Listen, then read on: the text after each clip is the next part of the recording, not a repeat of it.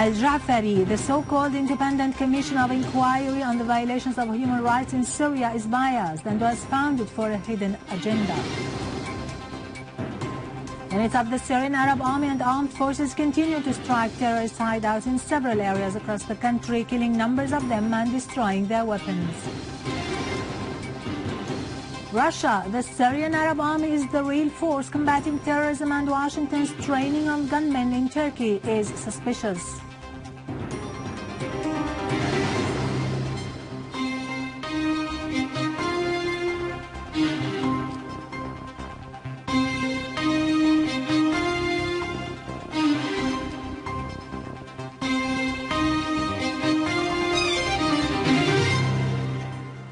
Good afternoon, ladies and gentlemen. I'm Irado Kikorian with the news in English.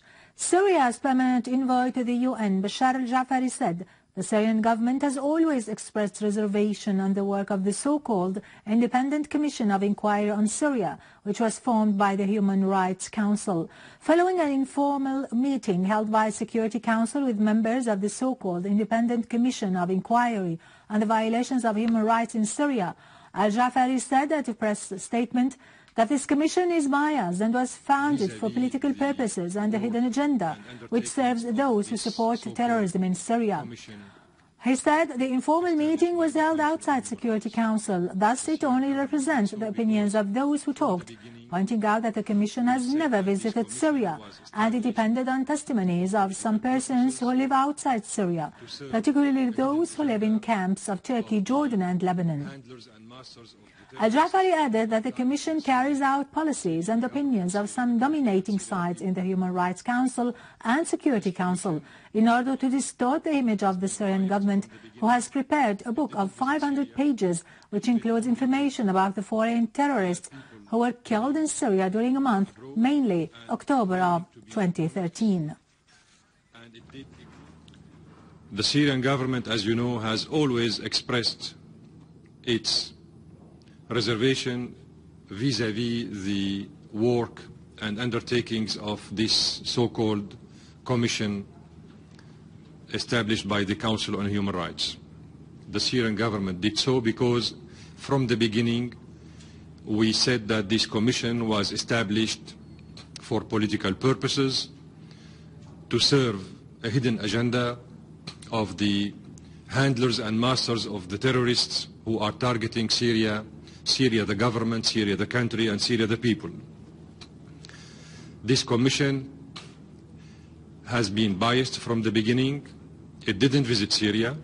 It met only with people who live abroad and claiming to be opponents, and it did ignore always, until now, all the reports submitted to it by the Syrian government. If you go through the report of the Commission, you would see that it reflects the standpoints and the points of view of the so-called opponents outside of Syria, in the camps and elsewhere, in Turkey, Jordan, Lebanon, and elsewhere. But it did neglect to mention any word on the thousands of papers and information and the plenty of information we provided to the Commission as a government for years. So this in itself indicates how biased this commission is. Therefore, we think that the commission is an integral part of the problem and is not a part of the solution of the crisis in Syria. The commission has been used by the influential guys in the Council of Human Rights, as well as in the Security Council, to harm the image of the Syrian government and to diabolize the actions of the Syrian government while dealing with this war of terror launched against Syria and the Syrian people and the Syrian government for 4 years.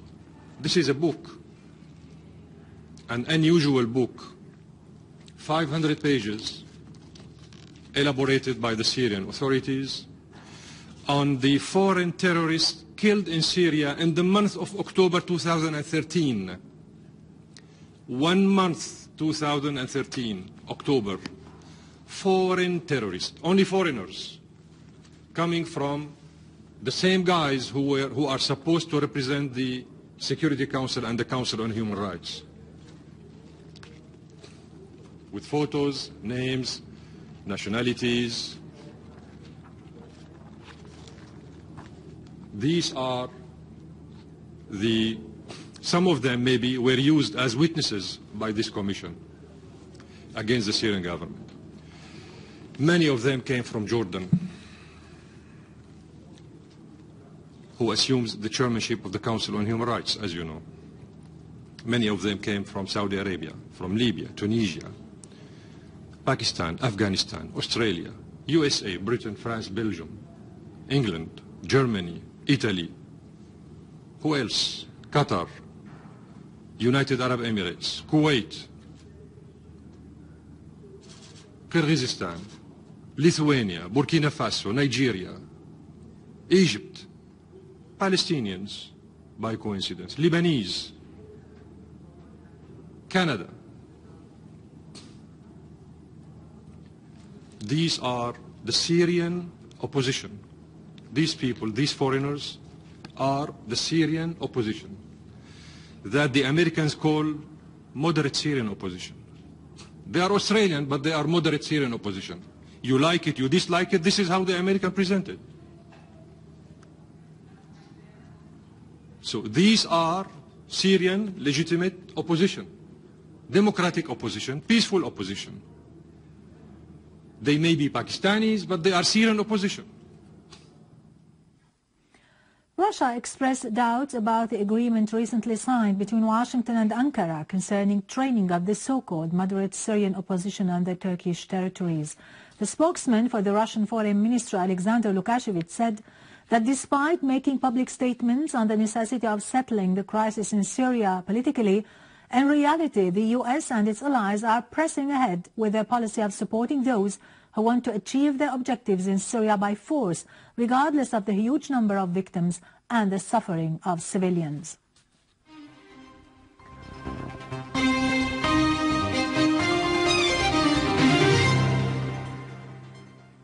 Welcome back. A civilian was killed and 11 others were injured as terrorists targeted residential neighborhoods in Aleppo city with rocket shells and explosive cylinders. Huge material damage was caused by public and private properties due to the terrorist attacks. Earlier, 2 civilians were wounded in a terrorist attack by 2 rocket shells on residential neighborhoods in Latakia city. 1 rocket landed on a house in Al-Hamam neighborhood, injuring 2 civilians and causing material damage to the house. The other rocket fell in Al-Thawra street, leaving material damage. After stepping up operations in Al-Qunaitira over the past days, the Syrian Arab Army units continued hunting down members of Takfiri organizations in Al-Qunaitira, inflicting more losses upon their ranks in Al-Qunaitira countryside. In Idlib, units of the Syrian Arab Army and armed forces carried out special operations against terrorist organizations in the countryside of the city.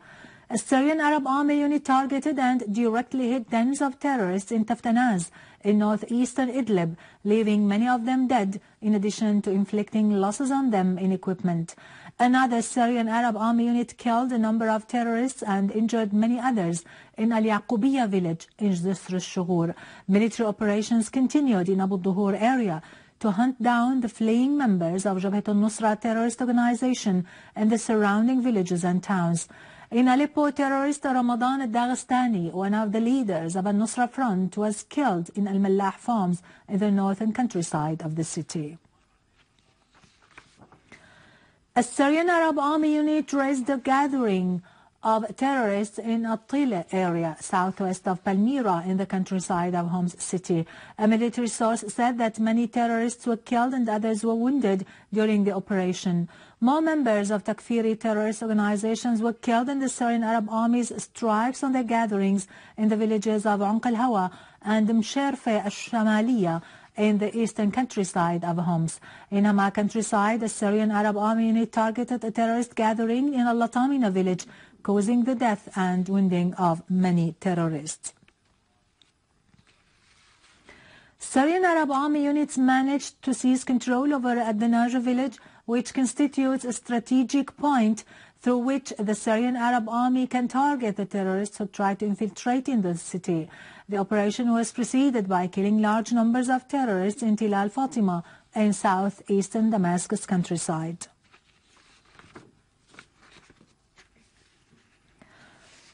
Russian President Vladimir Putin said that Russia would be able to reply in an appropriate way to any external pressure. Meanwhile, President Putin's media advisor said that the Russian Security Council will hold an emergency meeting to discuss issues related to the implementation of Minsk agreements on southeast of Ukraine. With this, we conclude our news for today. Thank you for watching. For more details about Syria and the region and to view this bulletin again, you can always visit our website in English, syriaonline.sy. Now to latest business and market news, Nariman Qassam, but after a short break.